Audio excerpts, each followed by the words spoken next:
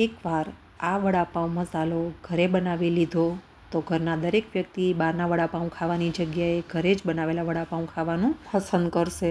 આ મસાલો દરેક નાસ્તા માટે બેસ્ટ, એકવાર બનાવીને મહિનાઓ સુધી સ્ટોર કરીને ખાઈ શકાય તેવો બને છે. બજારથી પણ વધુ ટેસ્ટી અને ઘરની અંદર રહેલી વસ્તુમાંથી જ બની જાય તેવો મસાલો બનીને તૈયાર થાય છે. આ મસાલો બનાવવા માટે સૌપ્રથમ આપણે 1 કપ ચણાનો લોટ એટલે કે બેસન લેવાનો છે. તેમાં ચપટી ખાવાનો સોડા, 1 ચપટી જેટલા અજમો એડ કરીશું.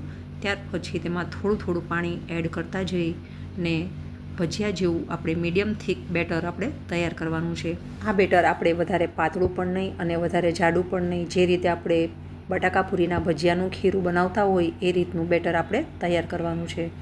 તમે જોઈ શકો છો આપણું બેટર એકદમ સરસ તૈયાર થઈ ગયું છે. હવે મીડિયમ ધીમા તાપે તેલમાં આ રીતે મમરી જેવા શેપમાં મૂકી દેવાના છે.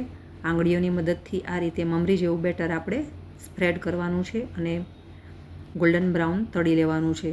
એકદમ ક્રિસ્પી આ રીતે બ્રાઉન જેવો કલર આવે ત્યારે આપણે તેને બહાર લઈ લેશું. આ રીતે બધી જ મમરી તળીને તૈયાર કરી દેવાની છે. એકદમ કડક અને ગોલ્ડન બ્રાઉન બનીને તૈયાર થાય એટલે બધી જ મમરીને આપણે એક પ્લેટમાં 10 મિનિટ આ રીતે ઠંડી થવા મૂકી દેવાની છે. આ રીતે બધી મમરીને એકદમ ગોલ્ડન બ્રાઉન ને કડક બનાવીને તૈયાર કરી દેવાની છે.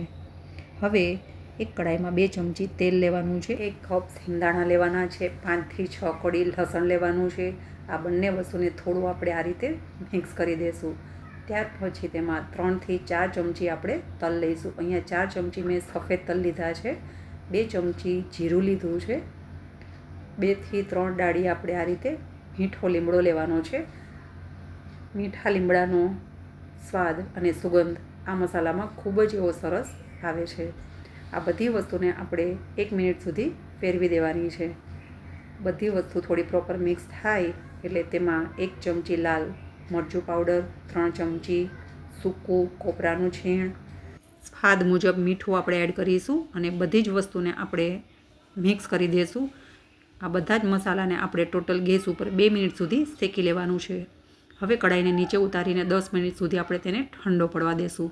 આ મસાલામાંથી બનાવેલો મસાલો આપણને ફક્ત વડાપાઉં માટે જ નહીં પણ બીજી વાનગીઓ જેમ કે સેન્ડવિચ, ફ્રેન્ચ ફ્રાઈઝ, પોપકોર્ન, ભરેલા શાકના મસાલામાં નાખીને આ એક જ મસાલાનો અનેક રીતે ઉપયોગમાં લઈ શકાય છે.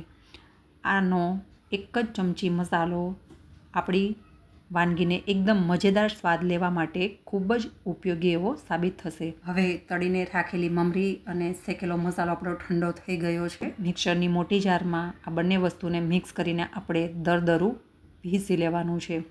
આનો આપણે એકદમ ઝીણો પાવડર નથી કરવાનો, થોડો બારીક એવો પીસીને તૈયાર કરશું. આપણો મસાલો તૈયાર થઈ ગયો છે. તમે જોઈ શકો છો એકદમ દરદરો એવો પીસાઈને આપણો મસાલો તૈયાર છે. આ મસાલાના સ્વાદ અને સુગંધ ખૂબ જ લાજવાબ છે. આ મસાલાને તમે 1 વર્ષ સુધી ફ્રીજમાં એરટાઇટ ડબ્બામાં પેક કરીને મૂકી શકો છો અને મલ્ટીપર્પઝ યુઝ માટે તેને ઉપયોગમાં લઈ શકો છો. આ મસાલાનો ઉપયોગ કરીને બનાવેલા વડાપાઉં દરેક બાઇટને સ્વાદિષ્ટ અને લાજવાબ બનાવશે. માત્ર 1 જ ચમચીના વડાપાઉં મસાલાનો ઉપયોગ કરીને તમે બહાર લારી જેવો સ્વાદ લેવા માટે ખૂબ જ ઉપયોગી સાબિત થશે. આ મસાલો તમને મલ્ટીપર્પઝ યુઝ તરીકે પણ ઉપયોગી છે. ભરેલા શાકમાં પણ આ મસાલો તમે યુઝ કરીને બનાવશો. ભરેલા મરચાં, પોપકોર્ન તમે ફ્રાય કરો ત્યારે તેમાં યુઝ કરીને, ફ્રેન્ચ ફ્રાઈઝ જ્યારે તમે બનાવો ત્યારે ઉપર સ્પ્રિંકલ કરીને, સેન્ડવિચમાં આ મસાલો ખૂબ જ એવો ટેસ્ટી લાગે છે.